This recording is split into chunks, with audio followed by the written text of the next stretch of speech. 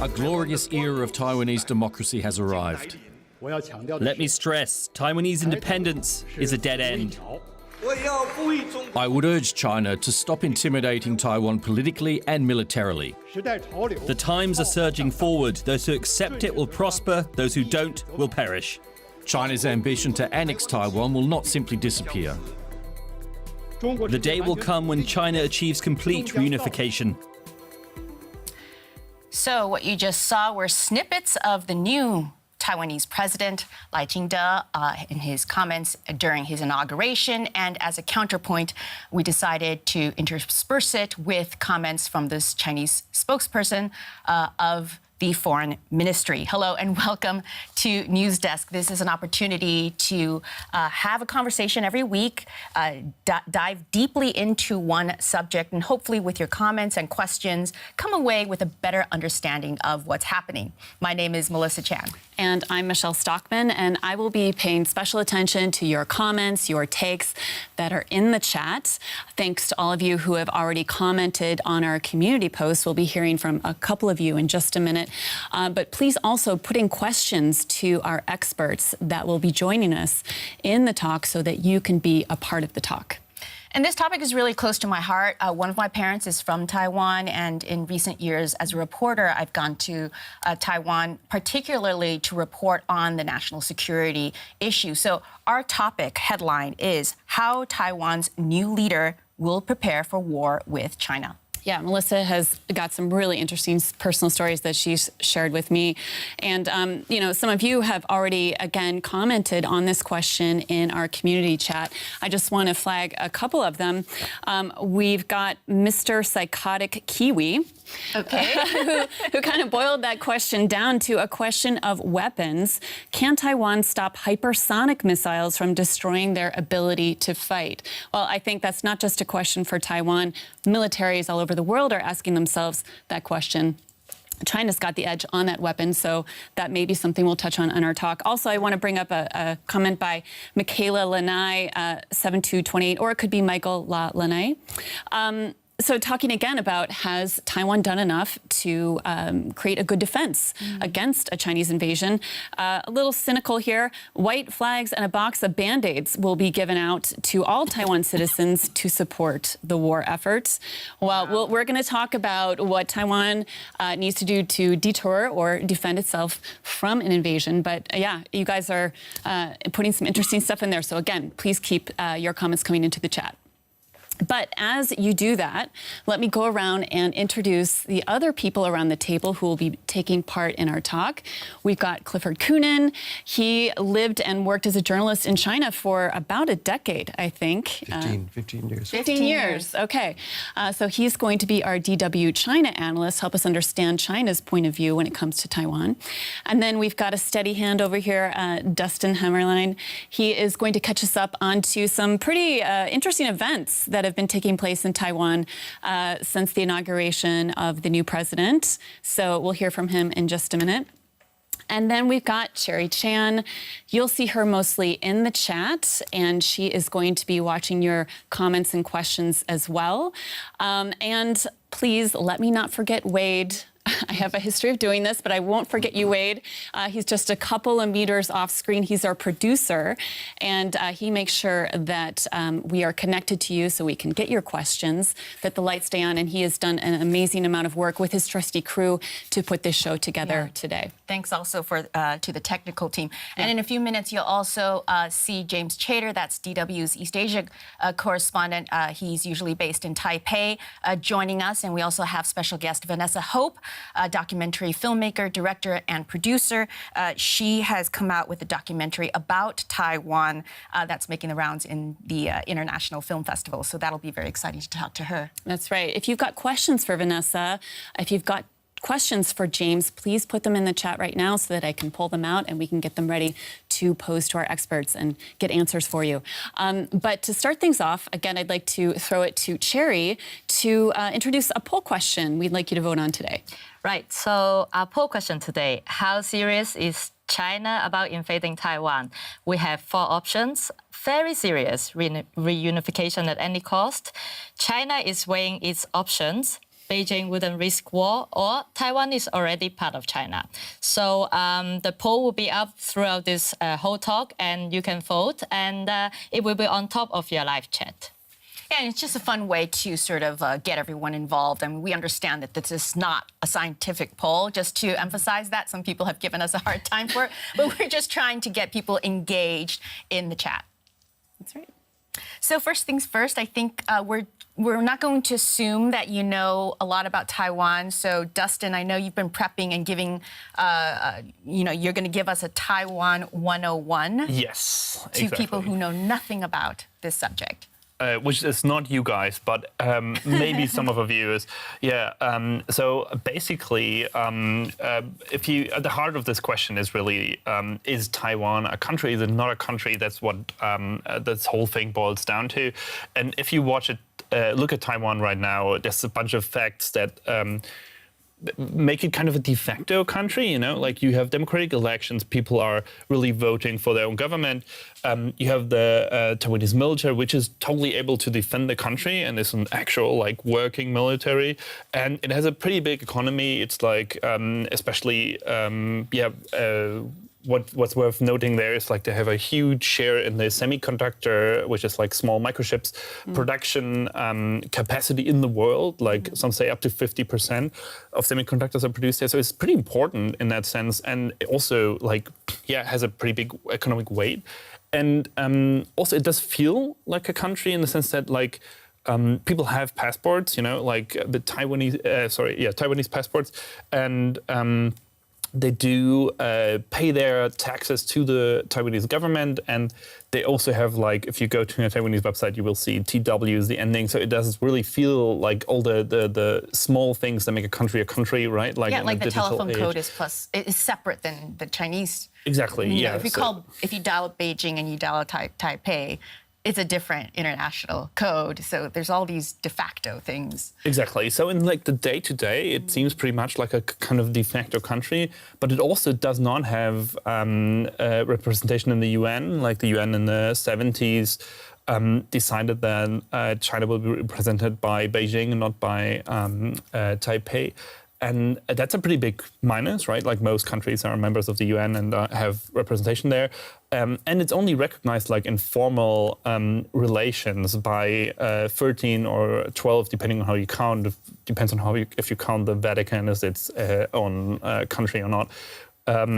It's only recognized formally by 12 or 13 countries. So, which is like still everyone has like kind of informal relations with Taiwan, all the other countries, but they don't really formally recognize it as a country. Yeah, it's got some really strong informal diplomacy. Yeah. I think that's really key to Taiwan, which I'm sure we'll get to. Yeah. Exactly. We'll get to all of these details. Let me just show you one last thing. If you guys want to share my screen, I can show you what the map looks like. So this is Taiwan here, and you can see it's pretty close to China, only divided by this street, which I'm trying to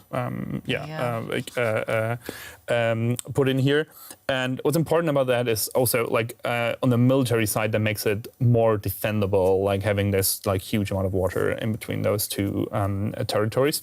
Didn't an American general call it like an aircraft carrier kind of thing? Yeah, I mean, also we'll get into it possibly, but you know, amphibious landing is what would be required for a full-on invasion, right? This, in many ways, and it's tough to go after an island. So it's protected in some ways, and it's not protected in other ways. Yeah. If you guys read into it, like often news stories will have like pictures of that, like defense or the defense that Taiwan is mounting up against China. Those are often the pictures that you see above the articles.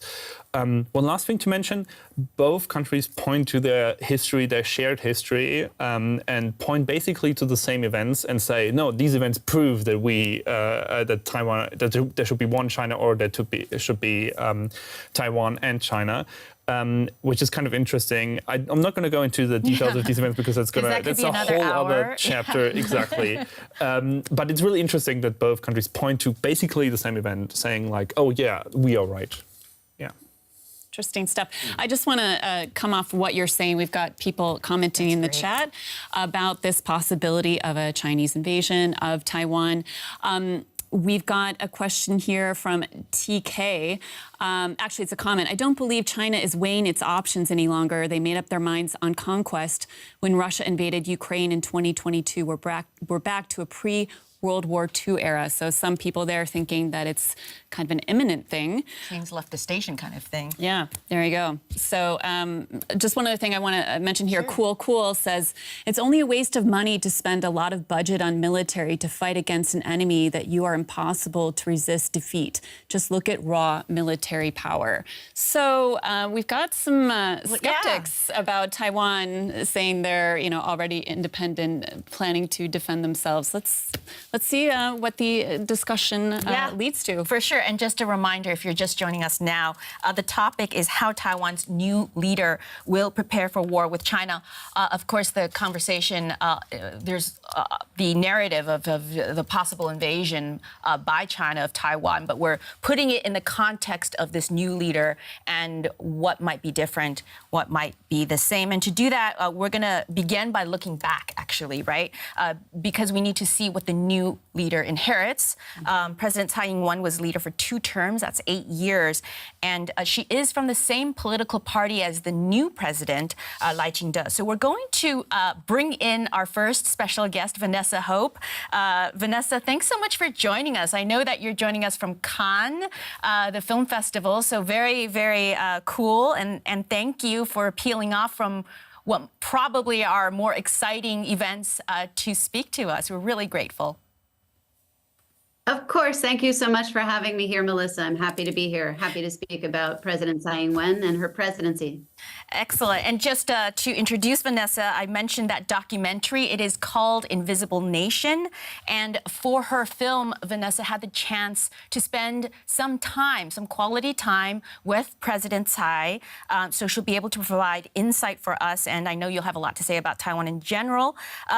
So can we first start by running a short clip of your trailer? We're going to go ahead and do that. So stand by, everyone, and have a watch.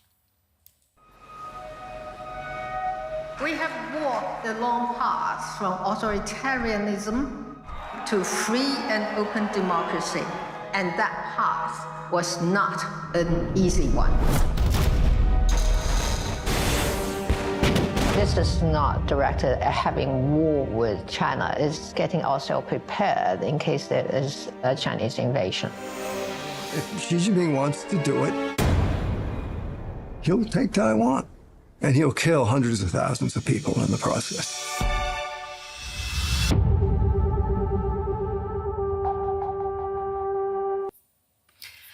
Wow, that's the stakes are so high there. 100,000 in the process, that gives me shivers. Yeah, that makes it very real. That was Orville Schell there speaking, a great China expert. Vanessa, can we just start by asking you what Tsai was like? What is she like as a leader? Your impressions of her? My impressions of her as a leader is that she grew increasingly confident and clear in standing up for Taiwan's sovereignty, their autonomy, and for peace. She was calm and very modest and very much the opposite of the person we had as president of the United States starting in 2016, elected in 2016, and very different from Xi Jinping in China, who was bellicose and increasingly aggressive in his language, refusing to renounce the use of force. And President Tsai stood up to him, and I think was really the first president of Taiwan to use the term Taiwan in international contexts, and I think gained a lot of respect on the international stage. And Vanessa, do you think that President Tsai did a good job in preparing Taiwan to handle any kind of invasion that China could possibly launch? Absolutely, because I think it's as much about relationships in the international community, building ties with Japan, Australia, the United States, the Philippines, and having an international community awareness of the fact that Taiwan is a country and that it is not a question of Xi Jinping saying, do not interfere in our internal affairs. Taiwan is our territory to do with as we please. That is not the case. So the first step in deterrence is an international appreciation that Taiwan deserves its own sovereignty and to be defended. And then she was the first president of Taiwan to truly modernize their defense and to increase conscription from 4 months to 1 year, and to encourage people to learn civil defense, to show the will of the people of Taiwan to defend themselves, just as the people of Ukraine are defending themselves today. You know, I want you alluded to that, and one of the people commenting also mentioned the sort of asymmetric sort of military imbalance. I know, Dustin, you were looking a little bit into that earlier. Is there? I think you mentioned you had a graphic that yes, I do have a graphic. I can share that. Sort of what Taiwan is up against. If we can share my screen, we'll see in a moment. It seems that military-wise, it's just a very uneven picture, you know, obviously because China's so much bigger than Taiwan, and you have like, I'm waiting for the graphic to coming up. That's why I'm looking so weirdly on the monitor. There we go. Yeah, as you can see, it's just looking in most regards with ground forces and tanks, any kind of weapon. China has just way more and is like way bigger and way stronger than Taiwan. But it is the case that Taiwan is pretty strong for a country of this size. Like, it has a heck of a military for a country of this size, a pretty big military and a pretty capable military. Yeah, but it does underscore the need for Taiwan to build alliances and diplomatic relations. Clifford, I just want to bring you in here a little bit. And Vanessa, I want you to also comment on this. Do you think there were aspects of the fact that Tsai, being a woman, irked Beijing in any way? Because that was the impression I got early on, if I recall. And I don't know if you observing Beijing the way you do have any thoughts on that. Well, purely in terms of numbers, there are no women in the senior leadership in China at all. There's never been a member of the Standing Committee, which is the top of the Communist Party running China. There's never been a woman there. So clearly, just on a numbers game, I think it's definitely that. I think she also represented something which is extremely dangerous as far as the Communist Party goes, which is this emerging Taiwanese identity, the idea of being Taiwanese. And I think in some ways that can be tied in with her gender, but I think it's more broadly it's a more broader issue about identity. And I think that's something that is extremely dangerous as far as the Communist Party goes, because it undermines their narrative, which they've been generating now for decades, about Taiwan being part of China, when Taiwan starts saying that it's Taiwan and that it's a country, even though it has to stop short of saying words like independence, but everyone knows Taiwan is a country. Vanessa, just going to that, I had the chance to meet President Tsai as part of a delegation just for 1 hour. But what really struck me, this was in 2019, is that she walked down this hallway, she's in the front, and you have all these men behind her, including her national security advisor and all these other people. It was such a moment, as a woman, right? Like, I don't see that often. I'm sure you have thoughts about the fact that her being a woman, her being the commander-in-chief, did she face any headwinds within her own society and government that she was trying to push military proposals? Were they well received? Did she have more of an uphill battle, you think?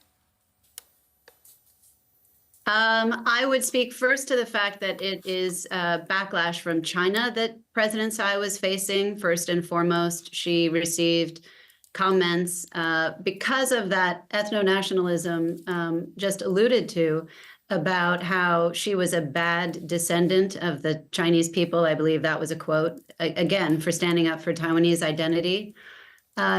She was told that someone who wears a skirt cannot be commander-in-chief. She was told that someone who is childless and has never married is not emotionally stable and can't think long term. So there was tremendous misogynistic backlash. However, from the moment I arrived and filmed her first election win, which was really exciting, there was tremendous support for "We Are Taiwanese." That was sort of blaring behind her on the screen, and I think that her confidence in the identity of Taiwan has given confidence to people in Taiwan. Her representation and her leadership has been so phenomenal and in line with being progressive and democratic. So I think that she has had support for defending Taiwan. And when the people of Taiwan witnessed what happened when Russia invaded Ukraine, there was a tremendous sense of solidarity between Taiwan and Ukraine.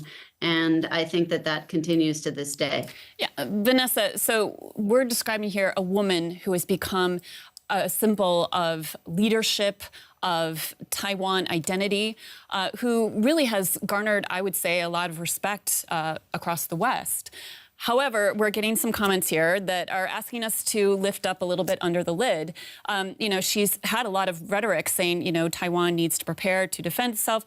But we've got people like Kangaroo asking, so mentioning that Switzerland has a military conscription, of which Taiwan also has. But are Taiwanese people ready to live up to this rhetoric and defend their land? Yeah, how well has... I was going to say, how well has President Tsai sort of convinced the public that this is something that's really important in national security? Right. My sense, being there, filming, editing in Taiwan for over a year, especially from 2022 to 2023, is that President Tsai didn't have to do too much convincing, that the people of Taiwan are convinced that they must defend themselves. And if they show they will defend themselves and their island, then other countries will come to their defense. And it's is a question of defense. The whole point is Taiwan is not being provocative. China is being provocative. China is changing the status quo. President Tsai was extending olive branches, seeking negotiations, seeking peace. And it would be wonderful if Xi Jinping could renounce the use of force and could agree to diplomatic negotiations with the new president of Taiwan and treat Taiwan like an equal. It deserves to be treated like an equal on the world stage. It has a flourishing democracy that far exceeds many democracies in the world, including in the United States. Any more comments? Or Clifford, I want to make sure that you have a chance to sort of dive in here. I think one thing which struck me going to Taiwan in the early 2000s, for example, as Hong Kong started to unravel, was that really had a big impact on people's sense of identity and in terms of standing up to the mainland China, because people in Taiwan are very quick to point out that they are Chinese. That they're talking about the People's Republic of China versus the Republic of China for whatever historical reasons, but they're very much it's a Chinese identity and a Taiwanese identity, the two things. And I think that various events over the years have hardened people's attitudes. There's a lack of trust when it comes to the mainland, and I think in some ways Tsai Ing-wen managed to crystallize all these into a greater sense of the need to have better defensive capabilities when it comes to the mainland. Vanessa, is there anything you feel like Tsai might say that she sort of left on the table unfinished? Where do you think she might have fallen short in terms of national security or military, or where might she have left work for the new president to do? I mean, I think that it is true asymmetric warfare on Taiwan's behalf, or a hedgehog strategy to make themselves indigestible, to make it impossible for China to take them over, is a strategy that needs continuing work. I think they probably do need to spend more in Taiwan on their defense budget. And I think that they need to increase their alliances with other countries around the world who can support them. In Europe, in particular, actually, it would be great if Europe could join in supporting Taiwan, because I think the first island chain is pretty clearly in the line of fire should Taiwan be invaded. And so obviously it's clearly in their interest, but it should be clear to democracies around the world that it's in all of our interests to turn back the kind of right-wing turn that feels like it's coming our way. I think, Vanessa, what you're saying really gels well with a comment here from one of our viewers from TK saying, what would the fall of Taiwan mean for the world? Yeah, I think that they're on the front lines of an authoritarian turn, that China has ambitions to move beyond Taiwan. It would be a military base if they took it over, and it would allow them to project force into the Pacific.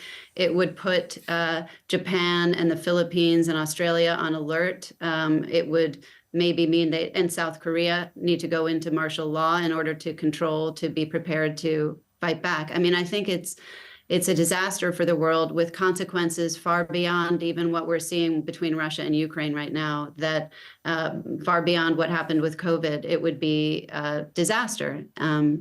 Terrible. Yeah, Vanessa, on that note, I think it's time to let you get back to the film festival. But before you go, can you tell us how, where people can watch your documentary around the world? Again, a reminder, it's called Invisible Nation. I've watched it. It's absolutely fantastic. So you've spent years working on this, so definitely tell everyone how they can learn more about it. Thank you so much, Melissa. We are opening in movie theaters in New York City on May 31st. It's the Quad Theater. And then I'm traveling to the Oslo Freedom Forum, to Italy, Bologna for the Biogra Film Festival. It's opening in Los Angeles in movie theaters in June. Then we're going to Dock Edge Film Festival in New Zealand. It's then Galway Film Festival in Ireland. We're really touring the world. It'll go to South Africa. So the best place to find out more information is probably our website, which is invisiblenation.net. Vanessa Hope, thanks so much for joining us. We're really grateful. Thank you so much, Melissa. I'm really grateful too. And as a reminder, our topic today is how Taiwan's new leader will prepare for war with China. Now we are going to focus more on the new president, Lai Ching-te. And to kick off this section of the conversation, I want to play a video. This video took place a few days ahead of the inauguration of Taiwan's new president. They are scenes from inside the legislature. Have a watch.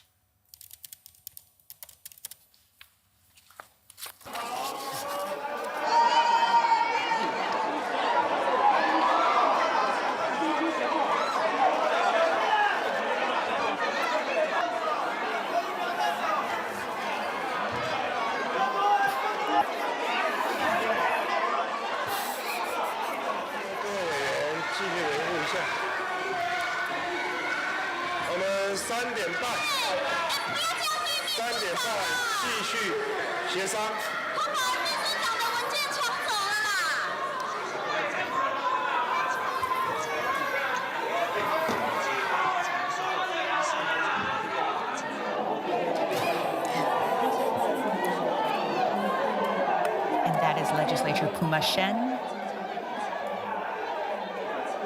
newly elected. Oh.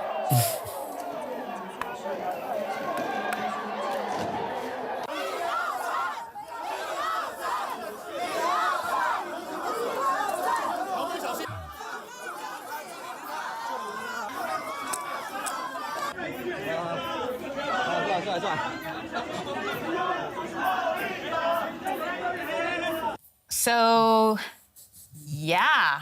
Rowdy. I mean, I really feel like we should stream the Taiwanese legislature more often on that channel. Like, I think people might be more interesting pretty than other parliaments. Yeah. What do you know what he was running away with? There was one. The guy grabbed the blue bill. The actual bill that they were arguing over, which. Maybe it's get it out of there. Weeds, but he literally grabbed the piece of legislation and ran out with it, from what I understand. Like, that can't have any effect, right? Like, it's not like he steals the bill and they can't. Like, I don't know. Maybe it's some process thing. What you're saying? Someone actually commented it's a nice home run. It's a nice home run, right? American, probably, with that baseball reference. Maybe we can ask James this, but how common is a scene like that in the Taiwanese legislature? I mean, it looks something I wouldn't necessarily normally see, say, I'm American, so in the U.S. House. Totally. We have James Chater joining us. I think he's been on standby listening to the video or watching it, if you can. Thanks so much for joining us, James. He is DW East Asia correspondent. And we just, of course, I think you heard a little bit of us reflecting on former President Tsai Ing-wen's legacy. And now we're looking at the new president. We just saw the sort of domestic political situation he is going to inherit. And my question is the new guy woman enough for the job? Well, thank you, first of all, for having me. I'm sorry I'm not joining you from Taiwan. I was already feeling a bit guilty about that. And when I heard Vanessa was joining from Cannes, I definitely felt like I've been one-upped even further. So as it relates to Lai coming into office, I mean, in the months leading up to the election, in the months since the election before his inauguration, what he's really tried to stake out, his position that he's tried to stake out, is that he will be the continuity candidate, essentially. So on the really key issues that are going to affect Taiwan's national security, for example, that he's going to follow in the path set out by Tsai Ing-wen over the past 8 years. So he's promised, for example, to deepen the military reforms, which I think you were talking a little bit about earlier on as well, which Tsai really kind of shifted the dial on, it's fair to say. And then also on the diplomatic front as well, deepening partnerships with like-minded democracies. This is something in press briefings with the former president-elect, now president, Lai Ching-te repeatedly talked about deepening partnerships with democracies. Again, that's a bit of a reference, I think, a lesson that Taiwan has learned from the situation in Ukraine. But there are differences in approach, but what Lai has really tried to symbolize as a core strategy really is that he is going to, on these really core issues of national security, international relations and partnerships with other countries, going to continue in the vein that Tsai Ing-wen has set out. To what extent is he able to do this, given the political sort of fracas that we just saw? And Dustin, I know that you were also researching this earlier today, pulling up some, if we can show people. Yeah, if you guys want to pull up my computer, I can, or my screen more like, I can show you what the legislature looks like in Taiwan right now. What you can see is basically the opposition, which is in blue and like light blue, just has most of the votes. So yeah, I guess maybe that's a question for you, James. What can the president even do? Like, if what's there even to do? Is this one of those governments that's just not gonna? Yeah, if it's a split government, basically the executive is one party and then the legislature is another party. Well, we see how that is a problem in many places, including the United States. I mean, is he going to pass the military budget that he wants, for example, et cetera? James?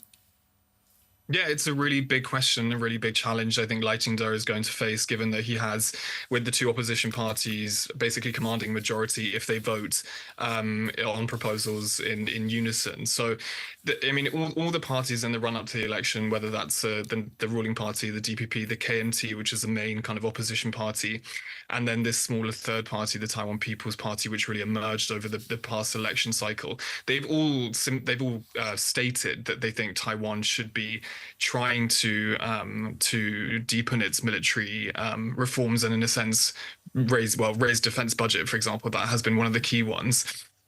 But there are going to be, there are going to be key disagreements, for example, on issues like extending conscription, which was passed in the previous Tsai administration, which not everyone across the board was really happy with. And this is what actually so much of this fracas, I don't know if there was any sound over those images you saw from the brawls in Parliament, but this is one of the things that this whole debate over the last few days has really centered on, which is that legislation which the opposition is trying to pass essentially would grant the legislature more power over basically calling in politicians, including the president, to answer questions on policy proposals. So the concern for the ruling party is that, especially, that individual legislators could be granted a lot more power, sometimes the power to essentially veto policy proposals of the executive. And when it comes to the concern and the criticism that the ruling party is making around all this discussion, is that, for example, if there's information, one of the clauses that they put in this bill is that politicians can be fined and even jailed for not delivering information or failing to give information to the legislators. And what the ruling party is saying is that could actually jeopardize Taiwan's national security, because some of these proposals or parts of the legislation or details on bills are secret, essentially, that they don't want to divulge this information before it's been passed. So he's going to face big challenges domestically, whether that's on issues of national security, but also on the domestic policy front too. Yeah, do you have any comments? Yes. Well, just an own personal one. I mean, so he's facing this fractured political situation at home. Maybe this is a question for both James and Clifford. Does China see this as an opening to weaken his tough on China stance? Either one of you guys. Yeah, well, I think... do you want to go? Yeah, sure, James. Just, I mean, if you look at the optics from China, if you look at how legislation gets passed in China, it's 99.8% approval with everyone applauding in the annual rubber stamp parliament. And then you have these pictures coming from Taiwan. China would like to present this as a sign that democracy is chaotic and you know, works against order, and you need strong leadership that's able to push through things. But and also China has been very busy at gaining influence within the Taiwanese parliament. We've seen Ma Ying-jeou, who's the predecessor to from the Kuomintang, which is the main opposition party, which is the founding party of Taiwan. How he's been to visit China several times. There's been a lot of rapprochement between the KMT and China. This has fed into a kind of a tension, I think, in the parliament. And you've had these scenes. And we've had these scenes on numerous occasions over the years. And I always felt, going to Taiwan, I used to go to the elections all the time, and I always found the energy during the elections, this incredible, you get a lot of cliches that are just marched out the whole time. The Chinese people can't vote. You know, these sort of crazy from things. Beijing, From mean. Beijing, Yes, obviously. yeah. You know, China's people aren't ready to vote, or people aren't educated enough to vote. And then you go to Taiwan and you have these incredible elections. You have these Chinese-speaking people able to vote. Yes. It's a completely different, it totally flies against all these conceptions. So even though I know it's in some ways the optics aren't great, and the situation in the parliament is pretty tense, but on the other hand, it's also a sign of a vibrancy of people being allowed to make decisions, of representative groups being able to, you know, being represented. James, anything to add to that? Yeah, the divide and conquer strategy. Yeah, absolutely. Yeah. Yeah, I mean, on the the vibrancy of Taiwan's political culture, yeah, I can only concur. I mean, I've been in Taiwan for 2 election cycles now, and every time it astonishes me how engaged people are with politics, the level of energy that surrounds political rallies, for example. I mean, some of them feel like music festivals often when you're there. And this type of fighting, or sometimes kind of political stunting, as it were, has a precedent within Taiwan's politics. I think it was in 2021, in the lead up to a referendum in Taiwan. I believe it was the Kuomintang, the opposition party, decided to throw pig guts and pig innards on the floor of the parliament, because the referendum was essentially a debate over whether Taiwan was going to allow imports of US pork treated with a particular drug. So there is a precedent for this quite, ostentatious, often display of political sentiment in the parliament. And I would add, obviously, in the last couple of days, we've seen tens of thousands of students rallying outside of Taiwan's parliament in opposition to what... Yeah, we have video of that. So continue talking, but Wade and control room, if you could roll that while James is explaining what's happened in the last 24, 36 hours. Go ahead, James. Yeah, because unfortunately I've had to travel back to the UK, but I've had colleagues there from the Chinese service who, I think yesterday they were saying in excess of 30,000 people turned up to the streets outside Taiwan's parliament. And again, that's just a testament to the political culture in Taiwan, and the fact that this is still something that's able to be done without risk of arrest or anything like that in Taiwan. And I think the sentiment, as far as I understand from people outside Taiwan's parliament, is that there's just big criticism about the way in which the opposition parties have gone about trying to pass this legislation. And some people even expressing that they were concerned that this was the first step on Taiwan moving to somewhere, or the position that Hong Kong has arrived at in recent years. As it relates to that question about the kind of putative illegitimacy of the current ruling parties. So in the immediate aftermath of the election, again, this was something that Beijing was repeating quite frequently, which is that obviously with Lai Ching-te only winning with 40% of the vote in that presidential election. Do you remember just a simple majority required in that election? Beijing was essentially making the case that this meant that the DPP didn't represent the mass view, as it were, within Taiwan, and that they were still kind of representing a minority view. And there's some currency, I guess, to that argument. The remainder of people who voted for opposition parties were voting for parties who suggested that they wanted to, in some way, deepen ties and restart ties with Beijing. But I guess the other point to make here is, of course, that the DPP has not signaled that they don't want to communicate with Beijing. It's the fact that Beijing doesn't want to communicate with them. So there's kind of a nuance to that argument too. Yeah, and on that note, since you mention it, and we haven't really had the chance to see the new president, we do have a soundbite from him, and it does sort of express how he wants to sort of deal with the China issue. Let's have a listen to the new Taiwanese president, Lai Ching-te. I hope that China will face the reality of Taiwan's existence and respect the choices of its people. I hope in good faith China chooses dialogue over confrontation, exchange over containment, and under the principles of parity and dignity, engages in cooperation with the legitimate government chosen by the Taiwanese people.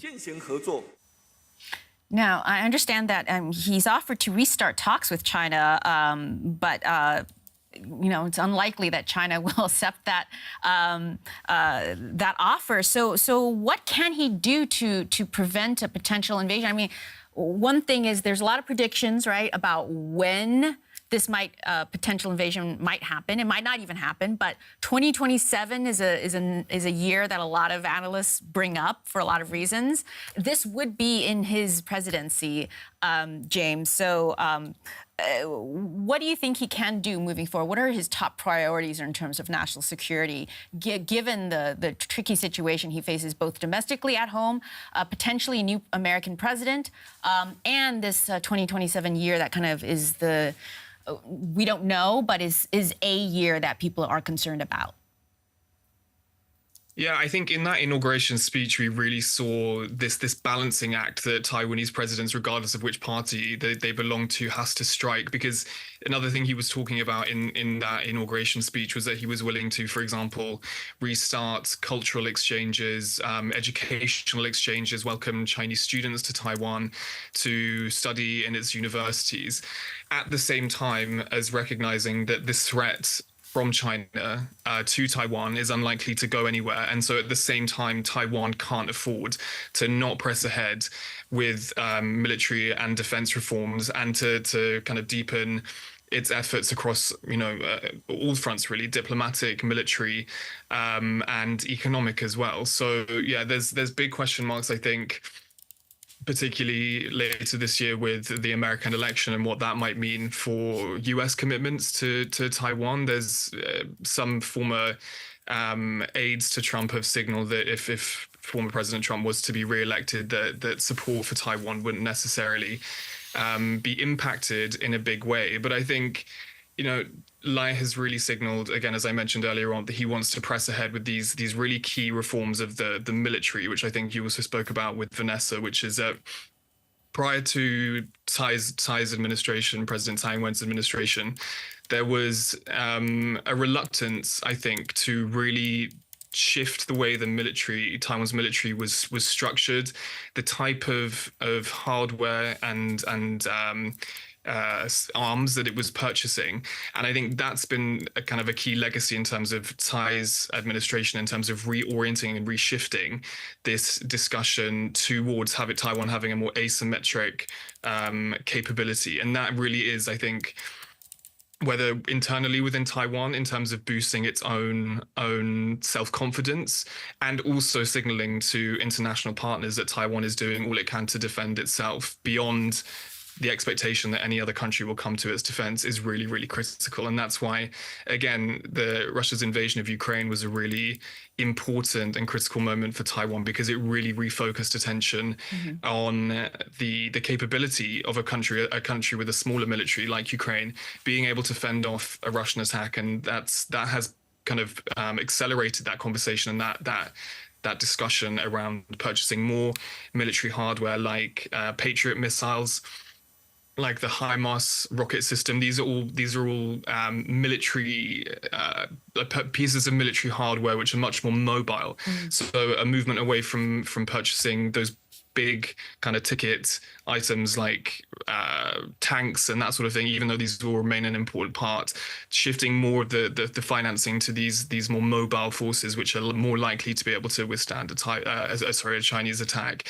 And so all of these things, whether that's again for the kind of morale within Taiwan and the belief that Taiwan can actually have confidence in fending off a Chinese attack, but also signaling to international partners, especially the US, given we have potentially a more isolationist government coming into office, that Taiwan's doing all it can. And just, I know Michelle has a comment, but just asymmetric warfare, I mean, just another thing is drones, right? I mean, that's something that I think the Taiwanese have said that they want to develop on their own, that they need to be able to do that, and also sort of low orbit space technology, all this kind of asymmetric stuff that you would sort of prepare for against a great power. I know there's been a lot of questions, right? There have been. And I think I just want to go off of what you're talking about, this ability for Taiwan to defend itself, to spend its money in the right way, to choose the correct weapons to defend itself. And so we have a question here, and I'm trying to weave it into our conversation. So you said, James, that Western allies of Taiwan want to hear that Taiwan is dedicated to defending itself, that it is spending money to defend itself. However, RL is asking, Lai has been a proponent in the past of independence. Right now, he said he wants to go for the status quo, keep things the way they are. So why would he avoid saying that Taiwan is going for independence? And why is he going to choose the words carefully that he's going to say to the Western allies in terms of what Taiwan is communicating as its goal right now? Yeah, absolutely. Well, I think, Taiwanese presidents have to be extremely careful in the way they word any type of language around this issue. And I think what we see basically with Taiwanese politicians as they get closer to the upper echelons of power often is that if they have more extreme, quote unquote, views on the question of Taiwanese independence, that they become somewhat more tempered when they get closer to office. So even though, we have this now kind of infamous quote that Lai gave in 2017, that he said he was a pragmatic worker for Taiwanese independence. What he now says, now he's in office, is that Taiwan is a de facto independent state, and so doesn't have a necessity to declare it as such. We also heard him say that the Republic of China, during the inauguration speech, the Republic of China and the People's Republic of China are not subordinate to one another. And so these are still ways of framing the cross-strait issue that will frustrate Beijing.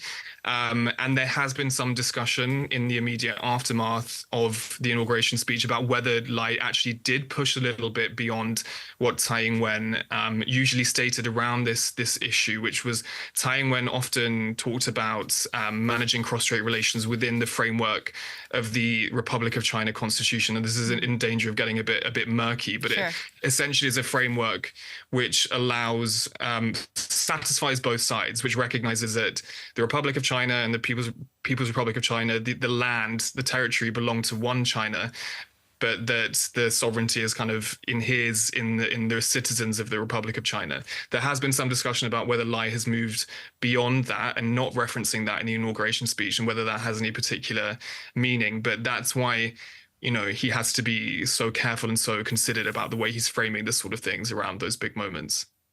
And just to follow up, Yes, there's more, yeah. is he communicating what Western allies want to hear in terms of military spending allocation and the types of weapons that are being bought?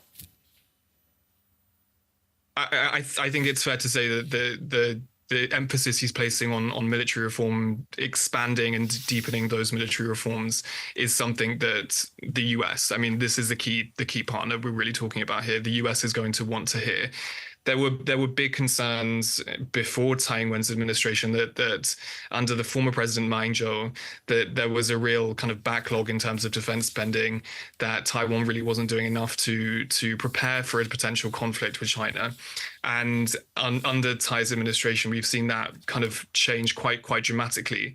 And I think, regardless of whether we have a second Biden term at the end of this year or a Trump second term, that there is this conversation now and a more kind of isolationist strain within thinking in Washington, and that, you know, Washington is going to expect Taiwan to be doing everything it can beyond expecting wholesale the US to just kind of come and bail Taiwan out. I don't think that's something that Washington wants to see kind of in the thinking within Taipei. And I think that's something that they're very clear that they don't want to project. And that's why we've seen these reforms on military conscription and the type of weapons they're purchasing too.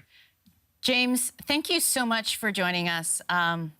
We really are grateful, especially because you've been in transit the last 24 to 36 hours. James Chater, thank you very much. No worries. Sorry I couldn't join you from a more exciting location than Reading in the UK, but thank you. I know Michelle's been looking at comments and questions, but I also want to turn to you, Sherry, and just ask what you've been seeing in chat. I've tried to follow, but you guys are a pretty rambunctious group of people. What are you seeing? Yeah, our users, they're really knowledgeable, I would say. Oh, okay. It's always really surprises me. And Michelle has already pointed out a lot of questions that our users are asking, but there is some concern when we come to this question about Taiwan defending itself. We talk a little bit about the support from the US, but then there is one user, for example, is asking why European countries don't export arms to Taiwan. So there is some perspective there about other Western European countries and their view about this issue. Actually, Clifford, is that something that you have any insight on? I know you sometimes look at China and Europe. Is there a reason why European countries are reluctant to sell weapons to Taiwan? I think a lot of it has to do with China and the focus on China. And recently we saw when Macron said that it wasn't a given that Europe would step in Taiwan's favour should China invade. He rolled back those comments, but they're out there, and I'm sure they represent a way of thinking within the entire continent, particularly in Western Europe. So, which is disheartening. I think what the Taiwanese can take from this, and it was something that James mentioned as well, is a pragmatic approach. Is very much needed, particularly when you're dealing with Europe, which is driven, I know everyone is driven by self-interest, but Europe is particularly driven by self-interest when it comes to trade issues, and is unlikely to do things from a sort of like say, defending democracy, as America tends to frame things. You don't hear that so much in Europe. And I think, which is obviously disheartening for the Taiwanese. But then, if they adopt this more pragmatic approach, I mean, one thing I think is that I sense from Taiwan is that they've learned a bit that you don't have to keep talking about independence, because as Dustin mentioned earlier as well, you've got a country that. You've got a place, an island that is self-ruled, that pays taxes, that has all these, that basically functions exactly like a country. Mm-hmm. Scale is often discussed when you come to Taiwan. People say, oh, it's very small compared to 23 million compared to 1.4 billion, but nobody thinks that Ireland or Singapore or Belgium don't have a right to exist because they're smaller than Germany or France. So I mean, a lot of these arguments don't work. And look at the success of the Taiwanese economy as well. There's all these things that speak in Taiwan's favor. Also speaking in Taiwan's favor, I think, is the failure of Russia to win quickly in Ukraine. I think that's emboldening, and it shows that the military, it was always kind of taken, I think, as a given that China would certainly win an invasion. But the thing is also, if you win an invasion, you have to hold the country, you have to maintain it. And how you can do that without a massive loss of life is, as we mentioned in the introduction as well, is also hard to see. So I think viewed, a lot of the arguments when it comes to Taiwan is that I sense that things are crystallizing under the new leadership in a way. It's obviously a very difficult legislative environment for him, but at the same time, the world has moved on from a lot of the old arguments that we had even 10 years ago about Taiwan. Things that so much has changed in terms of how security is viewed. We've seen development of these security alliances in the South China Sea. China's behaviour in the South China Sea has also got people like Australia, Japan, Korea anxious. So I think a lot of these things can only work in Taiwan's favour. Europe will hopefully play along, will go along. I don't think Europe is in any way going to set any trends when it comes to Taiwanese relations. But the best we can hope is that, or the best the Taiwanese can hope is that at least they will be in lockstep with their other Western allies. If you're just joining us, the topic today is how Taiwan's new leader will prepare for war with China. And we just spoke to James Chater, who sort of presented, sort of went pretty deep into the new Taiwanese president.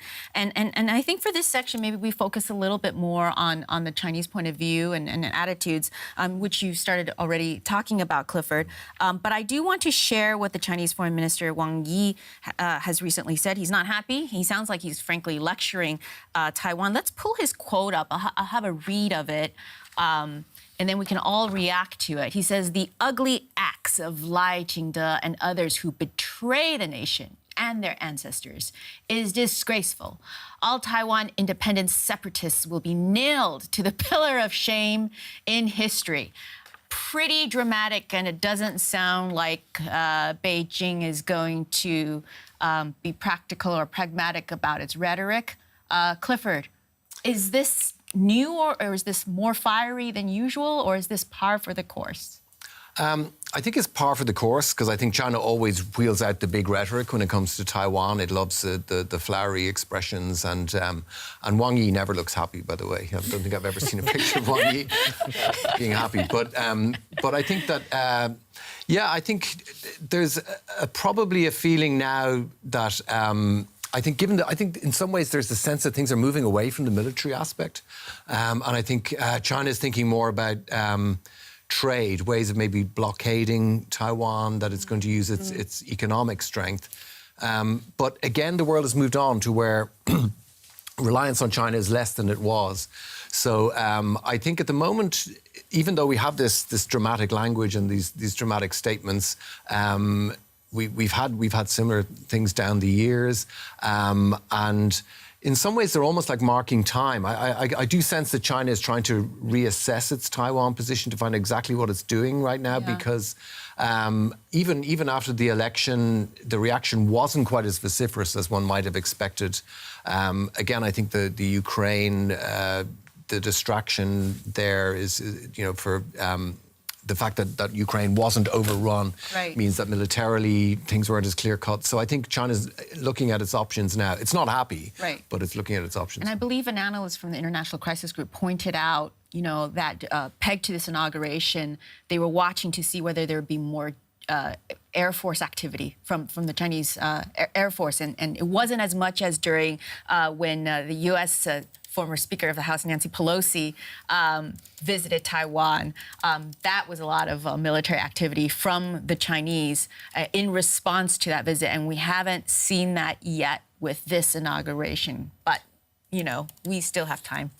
But just going off what you guys are talking about in terms of China looking at ways to increase its influence over Taiwan, we've got a question here from Gerald talking about, is it possible to avoid forceful military reunification and instead take technological control.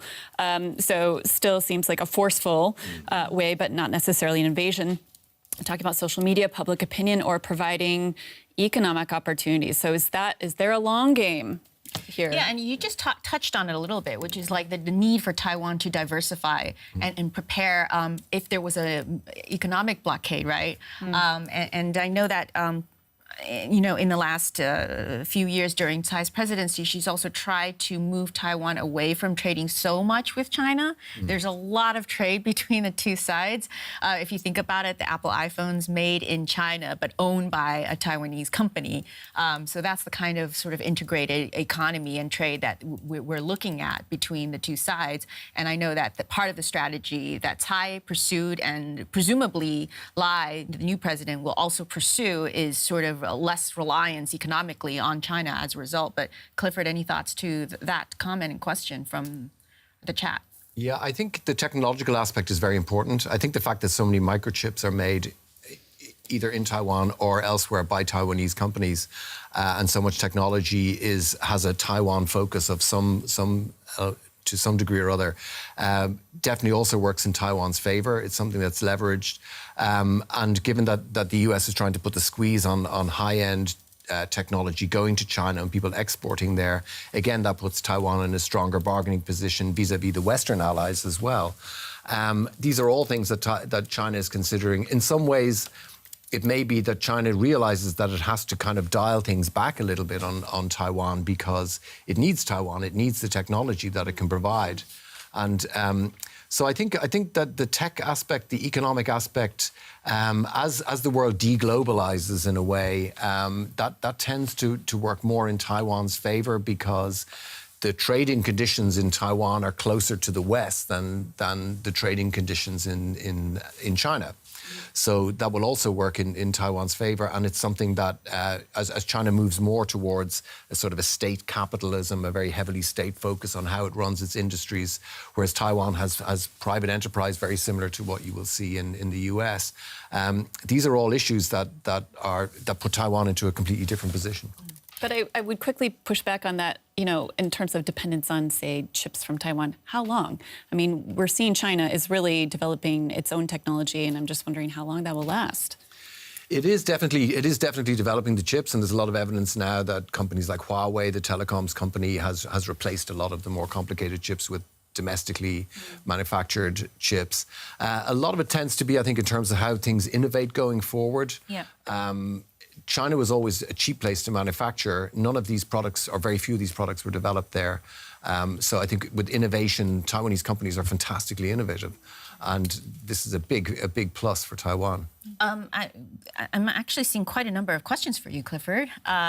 So I just want to bring that in. One of them is, a lot of people are asking about the date of unification. Does China have a set date to complete this unification? Another, and I mentioned 2027 earlier, so can we just sort of talk a little bit about that? How serious is this 2027 date? There's, I know it's hard to prognosticate, Clifford, but I know you also followed the analysis. There are so many different dates out there, and China will throw dates out there to cause uncertainty, to generate to cause uncertainty, basically. Yeah. And then we'll also ignore other dates. You know, we had the expiry of the basic law in Hong Kong 50 years after the handover, and that's just been abandoned now. So I think dates are thrown out there. They're very movable feasts, I think, when it comes to China. I think it's prepared to wait. One thing is that China really does wait. This is a cliche in some ways about China, that it has patience, but often it will just wait things out. And like after 1989 and the crackdown, Deng Xiaoping said that about the democracy activists, the crackdown on democracy activists, he said the West always forget. And China basically just waited till the West came back. I think that element is true in Taiwan as well. I think that they're prepared to, they're not in any hurry. They will keep the rhetoric going and things like that, but I think they're definitely waiting to see how things develop before. That's why I wouldn't put a date. 2027 is there.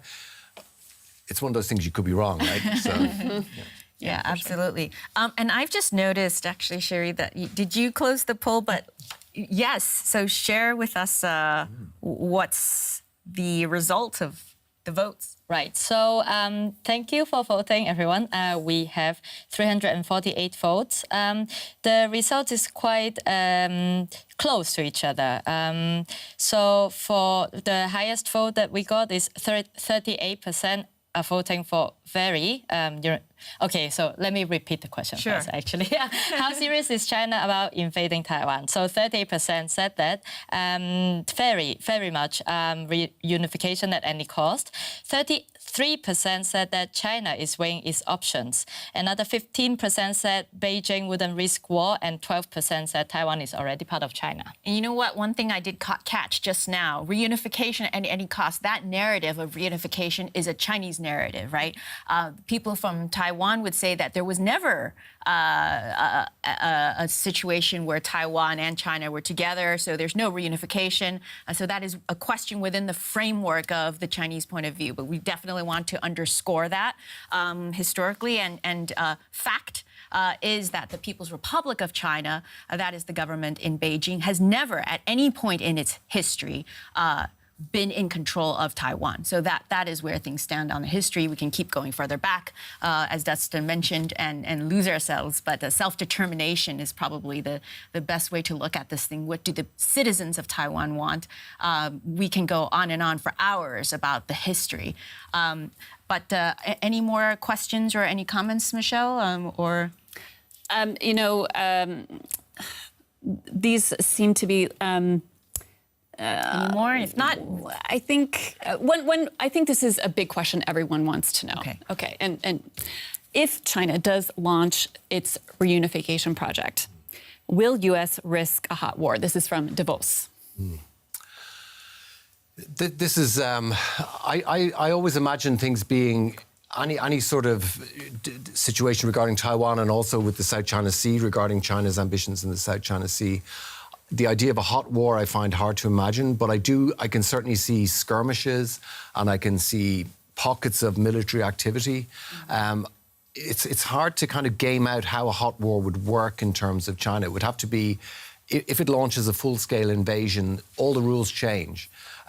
They would have to, I mean, you've got a big city of 4 million people. How do you take a city of 4 million people? It's tough. With people who you're trying to take over and win the hearts and minds, and to become part of your vision of what China should be. How do you do that if you wipe out Taipei 101, this giant building in the middle of Taipei? So I think in terms of how it would actually unfold, I imagine it would be isolated incidents. Someone mentioned about the aircraft carrier earlier.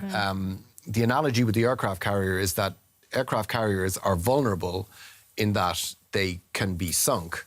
But to do that, you have to risk an enormous amount of lives lost. It's like an escalation. And for that degree of escalation to happen when it comes to Taiwan, it would change global geopolitics. It would be absolutely enormous.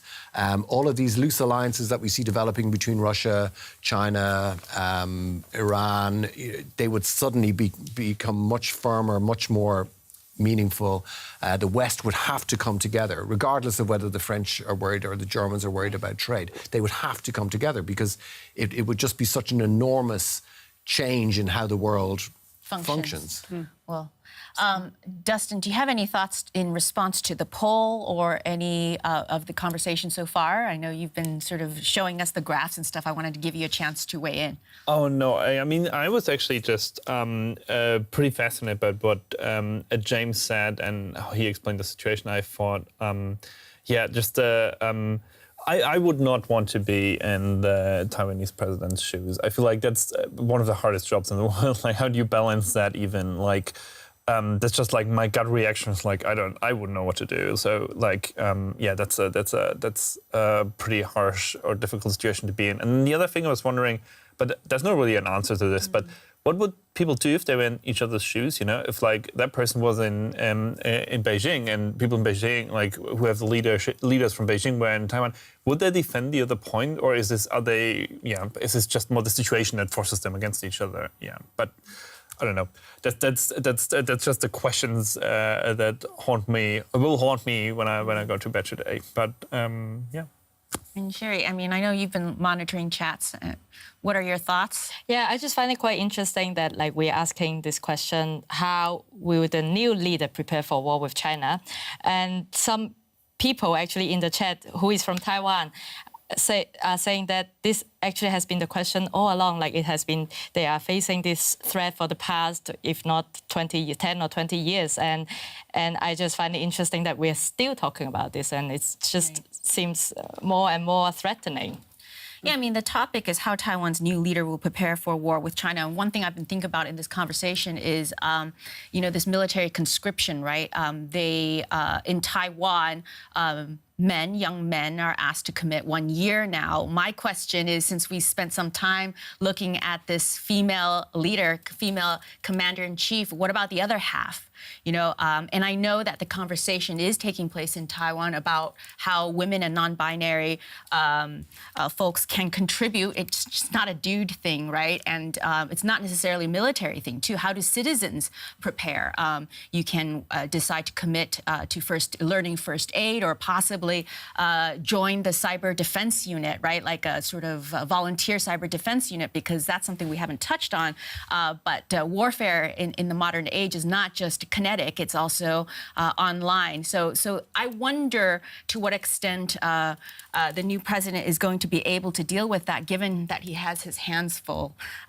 So that's one to watch. And, maybe by the end of his term, after 4 years, we'll see women in Taiwan stepping up in a way based on what the government has asked of them. But, one to watch.